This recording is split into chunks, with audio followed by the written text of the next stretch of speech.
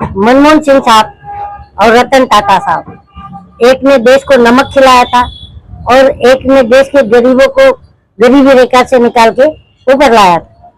इन दोनों के चले जाने से आम जनता, मतलब आप जैसे आम नागरिक क्या सोचते हैं, किस नजर से देखते हैं? देखिए, मैं स्वर्गीय डॉक्टर मनमोहन सिंह की बात आपने रियासत हो गई। मैं सुनिए नहीं, अभी सुनिए। वो उनके लिए उन्होंने कहा कि वो मूक प्राइम मिनिस्टर थे, मनमोहन सिंह।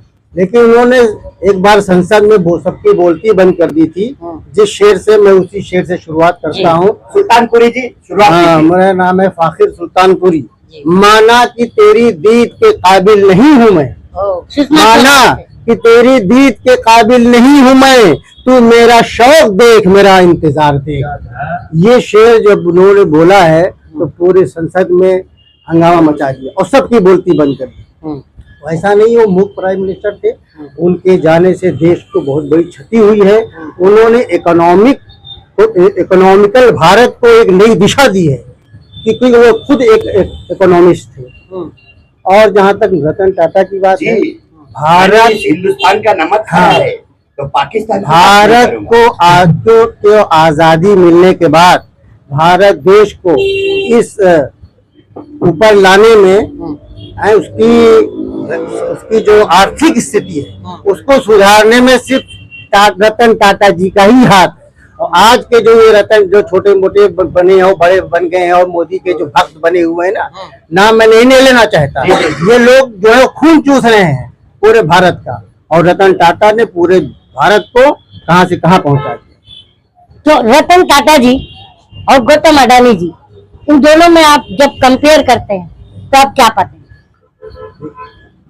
एक आसमान पाता हूँ और दूसरा तो जमीन से भी बदतर पाता हूँ। इसकी वजह यह है कि रतन टाटा की बराबरी बोले तो गौतम अडानी से कर ही नहीं सकते, क्योंकि रतन टाटा जब तक दुनिया में जिंदा थे और दुनिया से जाने के बाद उनके ऊपर ब्लैक लिस्ट का कभी लेबल लगा नहीं, उंगलियां नहीं उठाई गई।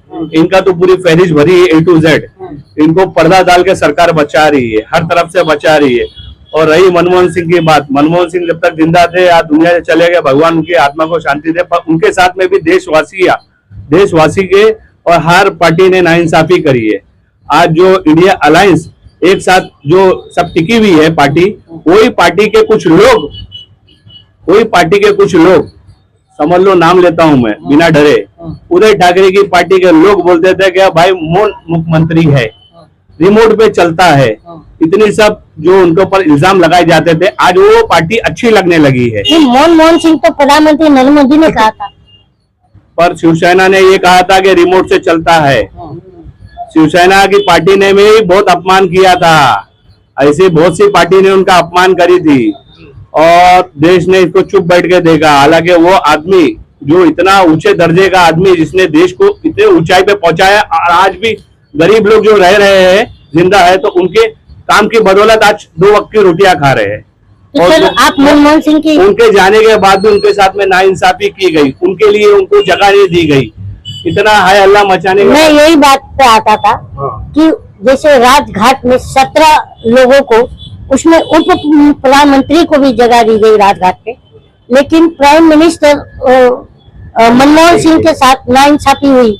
इस पर आपको क्या लगता है कि ये क्यों किया गया? नाइंसाफी इसलिए हुई कि देश अभी नाइंसाफी सहने की आदत हो गई है देश को। देश के लोग ऐसे हो गए हैं कि देश के लोगों को ऐसा नशा करा दिया गया है, जहाँ गलत होता है वहाँ उनको सही लगता है।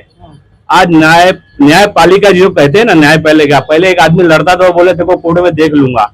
आज की तारीख में ये अल्फाज बहुत कम लोग बोलते हैं, पुलिस चौकी में देख लूंगा, कोर्ट में देख लूंगा, क्योंकि न्यायपालिका जो है ना, वो सिर्फ 4 दीवारी में बंद होके रह गई है। जो जज है, जिनके ऊपर अपन भरोसा करते हैं, जो चौथा स्तंभ है, वो आज नफरती बातें कर रहे हैं, एक समुदाय को लेके बात कर रहे हैं, कटमुल्ला बोल रहे हैं, तो उस पर न्यायपालिका भरोसा क्या रह गया? लॉकडाउन के पीरियड में सुप्रीम कोर्ट में एक अर्जी दाखिल की गई थी कि जो भाड़ुत्री है उनको वहां से भाड़ा माफ करे। सुप्रीम कोर्ट ने उधर से डायरेक्ट एप्लीकेशन खारिज कर दी। सुप्रीम कोर्ट ने आज तक क्या किया है? अभी सुप्रीम कोर्ट का पहले जैसी लोग इज्जत की नजर से नहीं देखते। अच्छा, शक की- सुप्रीम कोर्ट की आप बात कर रहे हैं, हाँ। तो सुप्रीम कोर्ट के जो ज्ञानवापी मस्जिद का जब याचिका लगा, उस समय के जो सीजे आए थे डीवाई चंद्रचूड़ साहब, इन्होंने वर्शिप एक्ट 1991 को पलट करके और ये आदेश पारित कर दिया कि आप उसकी जांच कीजिए। आज उसी का देन है संभल, अजमेर दरगाह, ये सब चीजें हो रही हैं। इस पर आपकी क्या प्रतिक्रिया है? मेरी प्रतिक्रिया ये है कि हमारे जो आप विलन मानते हैं डीवाई चंद्रचूड़ को? मैं हर इंसान को विलन मानता हूँ जो देश में नफरत पैदा करता है। तो आप मानते हैं कि डीवाई चंद्रचूड़ ने नफरत फैलाया?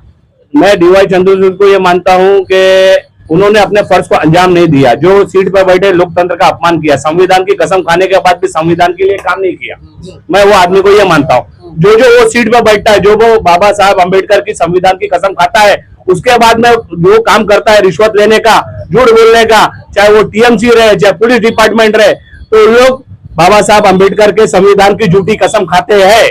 और यही चलन आज चले आ रहा है। कसम खाने के बाद भी आज भी झूठे हर वो काम किए जाते हैं जो अपराधी करता है।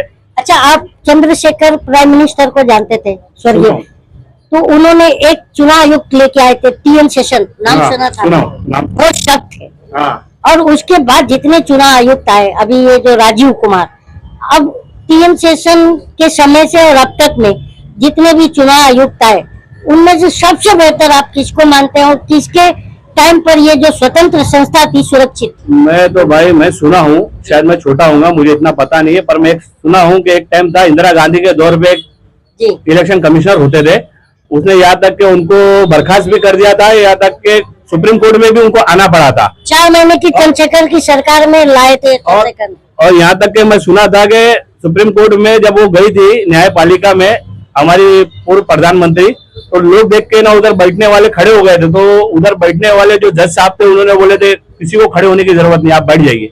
ये इधर जो आई है वो आरोपी के हिसाब से आई है, ये अल्फाज था।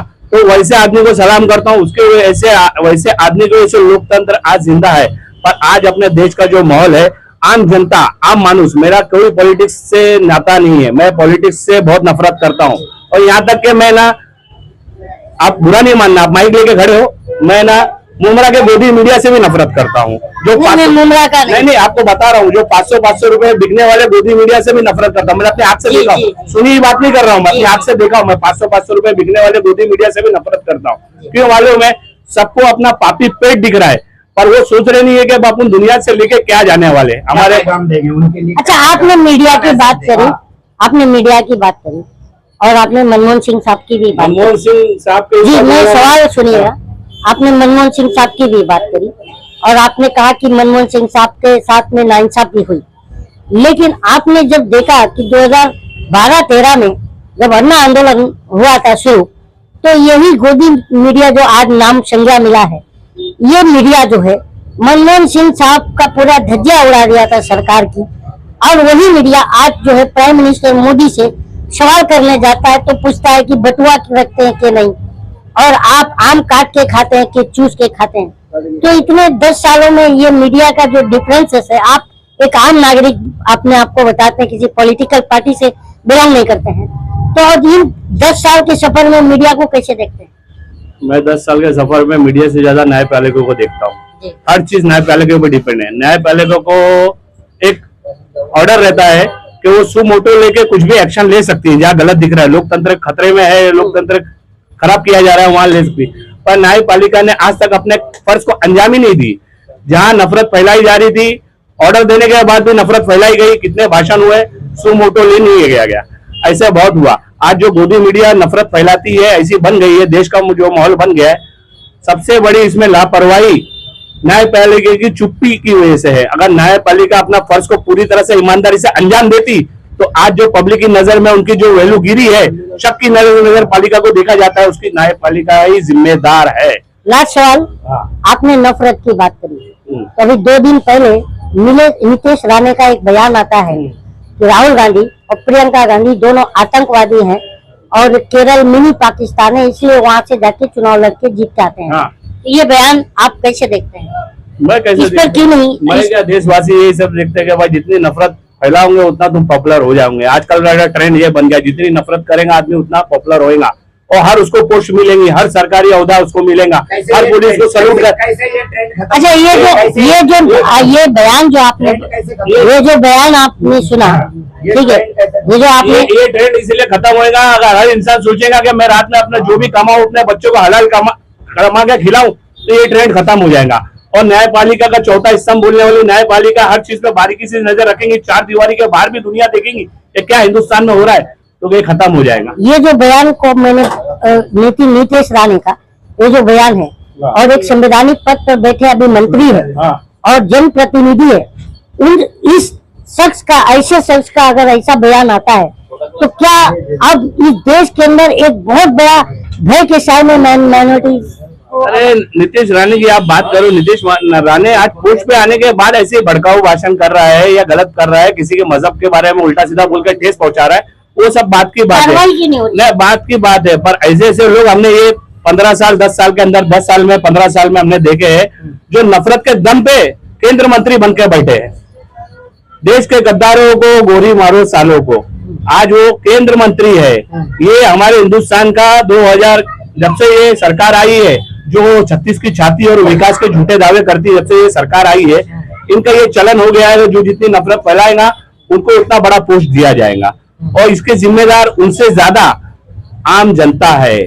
आम जनता इसलिए, चाहे वो कोई भी मजहब तो आप भी आम जनता है, तो आप भी जिम्मेदार। सुनो, चाहे वो हिंदू है, मुसलमान है, चाहे कोई भी मजहब का है, उससे मतलब नहीं। भाई आप भी देखो, सबसे पहली बात तो एक मैं आपकी बात काट के बोल रहा हूँ, आपने वो सुना होगा, एक मैं इसके ऊपर एक शेर बोलता हूँ, ना हिंदू बुरा ना मुसलमान बुरा, ना हिंदू बुरा ना मुसलमान बुरा, दिमाग में जो भेजे में घुसा है वो शैतान बुरा। तो इसीलिए हर इंसान को ये सोचना चाहिए कि जो मजहब की बात करेगा, जो भाई भाई से लड़ाएगा, वो किसी इंसानियत का नहीं हो सकता। इंसान क्या, वो पूरी इंसानियत के नाम पे खतरा है। तो ये लोग ने उसको हाथों हाथ लिए है। आज देश का जो माहौल हुआ है, तो ये आम जनता, मैं भी उसमें भागीदार हूँ। मैं ऐसा नहीं बोलता कि मैं बहुत बड़ा साहूकार हूँ, पर मैं कुछ नहीं कर सकता। अकेला आदमी, जैसे मेरा आदमी आम जनता जिम्मेदार है, तो क्या इलाज है आपके पास, क्या दिमाग में चल रहा है, कैसा ये आम जनता कैसे बदलाव होगा? बदलाव आम जनता जिम्मेदार है, तो इसकी जिम्मेदारी ये है कि आम जनता को ये सोचना चाहिए कि भाई हमारे बीवी बच्चों बाल बच्चों के लिए हम क्या करें। ये पॉलिटिक्स नेतागिरी के चक्कर में हम अपना घर भूखे नहीं और दूसरे का घर भूखे नहीं। इंसानियत देखो, इंसान को इंसान, हर मजहब की करो, हर मजहब की इज्जत करो, ये सब करना चाहिए। और पहली बात तो पुलिस और संविधान और ये न्यायपालिका, इनको बिना भेदभाव किए सबके साथ में इंसाफ करना चाहिए। संविधान और बाबा साहब की आप बात किए, अमित शाह जी ने अपमान किया बाबा साहब भीमराव अम्बेडकर का, हाँ। पर अभी तक उन्होंने माफी भी नहीं मांगी और न सरकार ने कोई एक्शन किया। नहीं, बाबा साहब का जो अपमान किया वो बहुत गलत बात है, क्योंकि आज जो संविधान मिला है हमें बाबा साहब अम्बेडकर की वजह से। पर आज जो है देश का माहौल ऐसा बना दिया गया कि कुछ भी अगर गलत करे, कुछ भी पार्टी अगर गलत करे जो अभी सत्ता में है, तो ऐसा डाइवर्ट कर देती है, ऐसा डाइवर्ट करके ऐसा मुद्दा दूसरा पैदा कर देती है, तो आदमी उस पर बात करना ही नहीं चाहता, घूम जाता। क्योंकि सबसे पहली बात तो हिंदुस्तान की जितनी भी पार्टी है उनको अपने पैरों के नीचे दबा के रख दिया है। जरा भी हमारे से ऊपर उठोगे तो तुम्हारे को दो ही काम करना है, या हमारी पार्टी ज्वाइन करना है या जेल में जाने का, दो ही ऑप्शन रखा है। तो आदमी करेगा क्या करेगा?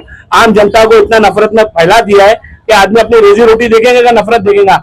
हर इंसान पहले एक दूसरे से मिलजुल कर रहता था, आज की तारीख में ऐसा नफरत की बात आपने कर रहे हैं, तो जो राहुल गांधी बार बार कह रहे हैं कि मैं नफरतों के शहर में मोहब्बत की दुकान खोल रहा है। नहीं, राहुल गांधी का जुमला भी झूठा है, झूठा है। राहुल गांधी से सवाल मेरा ये है, राहुल गांधी का अगर जुमला में सच्चा मानता तो इसकी वजह ये होती कि राहुल गांधी के पिताजी श्री ने आज वो नफरत की दुकान को ताला खोला था, इसीलिए आज ये सब नफरत की दुकान बढ़ी। पहली बात। दूसरी बात तो आज जिनके पार्टी के अलायंस के साथ है, वो सीना ठोक के बोलते हैं कि भाई हमने शहीद किया था, हमारे को गर्व है, और हमारे मुसलमान लोग उस पार्टी में कंधे से कंधा मिला के खड़े रहते हैं। उससे बड़े जलील क्या होंगे?